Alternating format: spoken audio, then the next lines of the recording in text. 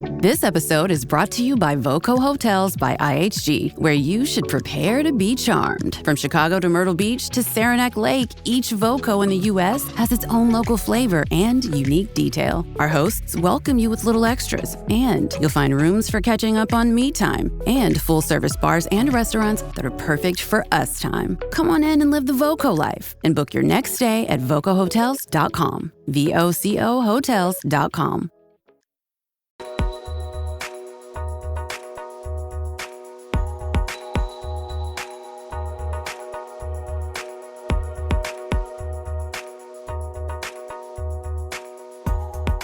Welcome to episode 87 of the High Volume Hiring Podcast. I am Stephen Rothberg, one of the two co-hosts, and I am the founder of College Recruiter Job Search Site, where we believe that every student and recent grad deserves a great career and that it should be easy and inexpensive for employers to hire them. As usual, I am joined here today by my other co-host, Jeanette Leeds. Jeanette, welcome to Thursday. Thank you. We are another Thursday, episode 87. I'm Jeanette Leeds, an HR tech entrepreneur, advisor, and we are here to talk about the hot topic that everyone keeps on happening and everyone's talking about how employers are handling AI-assisted solutions. And we have here with us today, Kyle Samuels. He has been in recruiting for, over 2 decades with Yes, sir. 100 companies. He's an expert on talent, hiring, retention, and he is also the founder and CEO of Creative Talent Endeavor. So welcome, Kyle. So happy to have you here. Thank you, guys. Happy to be here. Awesome. So why don't we kick this off? Give us a little bit more on your background and what Creative Talent Endeavors is. Yeah, so I spent as you mentioned, the last 20 years, you see all these grays, the last 20 plus years, either in executive search or HR. Company is 8 years old. I actually was very lucky. I was on the HR leadership team at Taco Bell. The mentor that I had at Taco at the time, we could just have open conversations, told him that love it here, being paid well, fun work, but I want to start my own firm. Talked about it for 3 months, eventually said, listen, you seem like this is something you really want to do. We would be proud to be your first client. And so Nice. Wow. a little bit about the company. We are a retained executive search firm. We work at the director level and above. And most of the people that we go out with are already working, right? And so for me, one of the benefits was that my first client was going to be a client that I've never had to explain. And we still Yeah. work to this, in 8 years, no one said, oh, tell me more about this Taco Bell and what they do. And so think about it, right? Like if you're not looking for a job and I come to you and I say, hey, do you want to be the head of IT technology at Taco Bell? It's yes or no. You know what Taco Bell is, you know it's a big company. Versus, hey, there's a startup. Now you have to say, who is the startup? Who is the founder? Who are they backed by? Do I want to put my career in the hands of a 22-year-old who had a great idea 2 years ago, but now they're supposed to run this company, right? And so I figured if I couldn't be successful recruiting for Taco Bell, then this is not the career path for me. And then luckily, 8 years later, we've been okay. It's a good demonstration of the importance of an employer brand. Facts. Super facts. Yeah. You mentioned that some of the clients that you work with are smaller, right? Some of them are very large. Probably fair to say that any employer that's done any hiring in the last year has received a resume that was written either entirely or with the assistance of AI. Whether it's a chat GPT or just putting something into like Google and like, what's another word for blah, blah, blah. There's some assistance. Before we jumped on, I was talking to Jeanette, like when I was a teenager, my parents would help me write a resume. Lots of people have like siblings or cousins or whatever. So to me, AI is kind of like that. When you're advising these talent acquisition leaders and they're struggling with AI assisted resumes, what are you telling them? The biggest thing I asked them is, well, how are you scanning your resumes, right? Are you using AI or are you using human beings, right? So AI to AI, right? I know that sounds weird, but as we talked about before, it depends how the AI has been coded to look, right? And when you think about certain roles, it's going to look for keywords, metrics, years of experience, et cetera. And so, as you mentioned, it has become more and more common for people to say, hey, ChatGPT, Profundity, any AI tool, doesn't matter which one it is, right? Here is my resume. Adapt my resume to be the closest fit as possible for this. Now, depending on how much flex you have, right? ChatGPT could just make up a lie resume and just be like, oh yeah, you've done everything here and we're done. Or it could say, well, it says here that you led this initiative. They want to make sure that you've had an $80 million P&L. So put the number in there, things like that, right? And so if you're working with AI, sometimes you're missing out on people because they're not getting the nuances. But if you get a human being, then you're more likely to have someone who says, wait a minute, this looks weird. As I'm reading this resume, it's almost like you cut and pasted from our job description, right? And so whereas AI might be like, this is great, what a hit. A human being might be like, this is weird. You're wording it the exact same way you've done it. Now I have concerns. So And I've seen 100 just like this. exactly, Yeah. exactly. Did you see that? Like, wait, it looks like a group of people got together and said, let's all apply to the same job together. So those are some of the catches. What I love about the Workforce Agility Limited series by Cornerstone was we talked to executives and customers all about skills. Skills. Cornerstone has a wonderful background in learning and development, training, etc. Their LMS is world class, but they've centered the business now, not just on that, like building upon that, but building upon how everything has moved to the skills economy. So check out the limited series called Workforce Agility, and you can get it wherever you get your podcast. And it's just a wonderful series where we talk to their executives on the shift of why, and also their customers that are using it. So check it out whenever you get a chance. Appreciate it. Yeah, I think that's such a great point about the importance of having people in the process, whether it's like you in your own resume and your application, and on the other side, because you got to catch those things because they don't, the AI doesn't always interpret everything in the right way. I think that's so incredibly important. Earlier, Steve and I were talking about like, hey, sometimes people have help with their resumes from people, other human beings. Some people can actually pay people to help them with their resumes, right? And Mhm. here, AI, again, it's mid democratizes. Ooh, had trouble with that word. It in many ways. I think it's interesting. Are you starting to see from employers that you're working with where like, hey, they're okay with as long as you're editing and having that human element of like, yes, I'm having AI rewrite my resume and make it better and I'm checking it. Do you feel like they're okay with that from what you're seeing? Or they're like, no, like no AI, like Not that's only okay, they expect it. So I'd say at least 50% of the jobs that we do, and again, we do HR, marketing, finance, etc. They want people who have some experience using AI, right? Doesn't mean you need to be a super coder or something like that, but someone who knows how to, for example, use AI to make their job more efficient and to save time, save money, etc. And so I've actually had the opposite where people have looked at resumes and said, in this day and age where you can literally go to ChatGPT and say, here's my resume, check for grammar mistakes. There's Grammarly, there's all types of tools. So if someone is not using it, they're just like, why aren't you, right? We're not talking about having AI write your college midterm. Or your report. That's different. This is a tool to use. So why wouldn't you use it?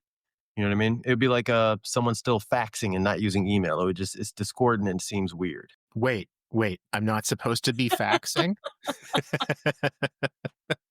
Darn it. I did not have that on my 2025 bingo card. like, please tell me you don't have a fax machine.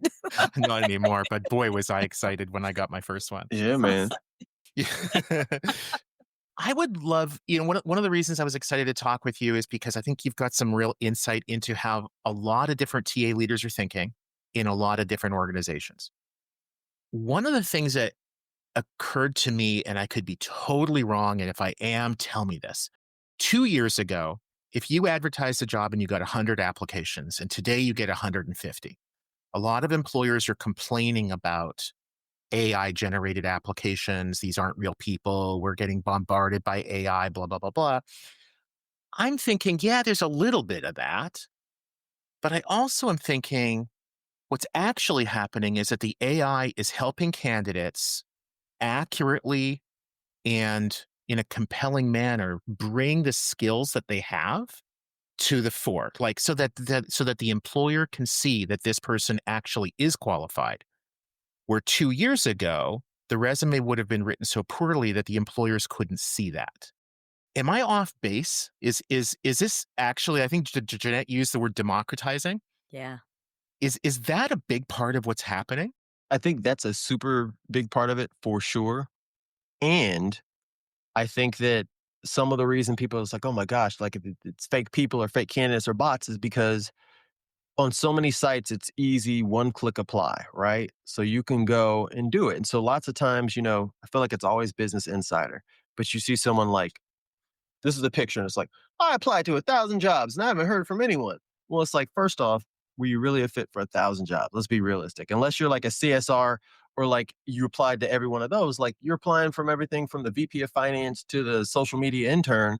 And so the two things happen. Number one, you're only going to be a fit for some of those, but what sometimes I'm sorry, not employees, but candidates don't understand is that, having run corporate TA, we can see everything that you've applied to. So if I see you apply to our VP of finance search, but also our director of supply chain, unless you're just this magical hybrid, I'm just like, you're just trying to get a job. And now we look at you as not a serious person. And so everything goes cold because you're applying for everything, right? I think that people, and I get when you don't have a job, you're like, I gotta shotgun this and put everything out there. But if you're doing it at the same company, they can see that. And that is a turnoff because what do you want to do? You want to be in marketing? You want to be in finance? You've applied for everything we have. We appreciate you want to work with our company, but take a more targeted approach. And so I think that's what's happening though. People are able to use AI to say, here's all these jobs. And it's very easy to say, all right, here's job number one, switch my resume for this one. Here's job number two, switch my resume for this one.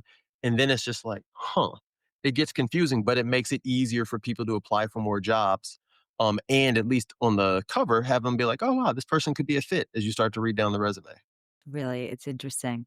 So flip it around onto, because again, as Stephen said, you speak to so many different talent acquisition leaders.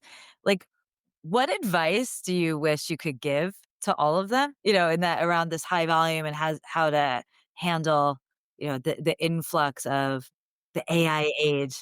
Utilize AI, but you need to have a human person like a referee or someone in there to make sure that you're not losing time. No, I won't say losing time, but you're not losing great candidates because maybe they didn't use the right word, right? And so again, synonyms. If the language model knows revenue, this is going to be silly, but they know revenue, but they don't know profit. If someone uses the word profit to talk about revenue, they might get dinged because they didn't say revenue, where a human being be like, oh, totally got it, right? So you need to have some kind of referee that's human in there to make sure that the process runs for now. I'm sure the robots in 10 years will be doing all of it, but for now, that's super important because you can miss. We're humans. At the end of the day, yes, we can use technology, but we're human beings, and the resume is just one part.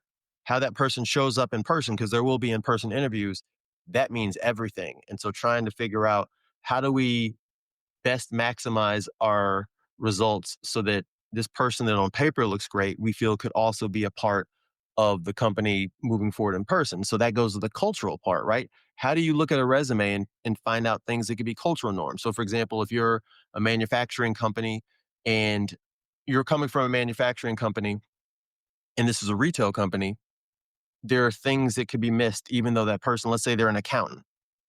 Gap is gap, accounting is accounting. It doesn't really matter what you're doing. But the AI could say, well, they're from a different company. You Yeah. can't talk to them, where it's like, no, they would be a great accountant for you. I like what you're saying too, that AI today is going to be different than what it'll be 2 years from now. 2 years Oh from my now, it's going to be goodness. better. I mean, let's be clear. Yeah. In like 2 months from now, I mean, the Yeah. models like are almost daily updating. It's actually pretty incredible, but I think we have time for one more. I'm going to grab it because Jeanette, you got the last one, so my turn. And if you don't like it, I'm just going to mute you. Just kidding. So again, you work a lot and creative talent works a lot with some employers doing executive search. Some of those employers are doing high volume hiring. Where do you see today the biggest benefit for employers using AI to process all of these applications? Using it as adjacent to human beings, right? Because just like in anything in life, right? There's speed and there's security or safety, right? And Yeah. so lots of things in life.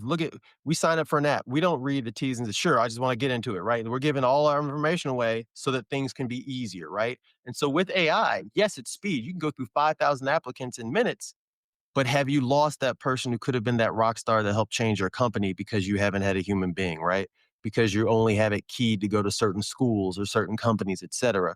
You need someone to say, wait a minute, this person didn't go to that school, but look at what they've done. Or we didn't know this company existed, but look at what they've done, making sure that they get a fair shot. And it's hard to do with high volume recruiting, but I think it's still important because you're just missing out on some not fundamental, but some foundational talent that can really help your organization. Awesome. It's a great point. It's all about, I mean, it comes down to skills, right? And now the rise of all skills-based hiring versus let's just think about, what the companies should be, or, it's not just about schools, where you went or who you do. So I agree with that wholeheartedly. It goes back to that Great. democratization, right? Like if you can make it as open to all types of people and they get that opportunity, then I think that's the best way to go. And again, AI and like anything else, technology could have some biases in it. And it could be school things. It could be location things, right? Like we're only looking for local people, but you don't know that the human being is like in the cover letter, hey, my husband's moving to Dallas. That's why I'm interested, even though I'm in Phoenix right now. AI is going to see that Phoenix zip code. You're gone. Sorry, Jeanette. It's a great point, especially with high volume, where a lot of it's like, oh, if the commuting is too far, that's a turn down criteria. Mm-hmm. Kyle Samuels putting the human back in human resources. I love it. Let's do it. It's been a pleasure. Thank you so much. It's been great. Thank you, guys. I appreciate it. Thank you, Kyle. All right, have a good one. Steven, until next time. Bye-bye, guys. Cheers. This episode is brought to you by LifeLock. It's Cybersecurity Awareness Month, and LifeLock has tips to protect your identity. Use strong passwords, set up multi-factor authentication, report phishing, and update the software on your devices. And for comprehensive identity protection, let LifeLock alert you to suspicious uses of your personal information. LifeLock also fixes identity theft, guaranteed or your money back.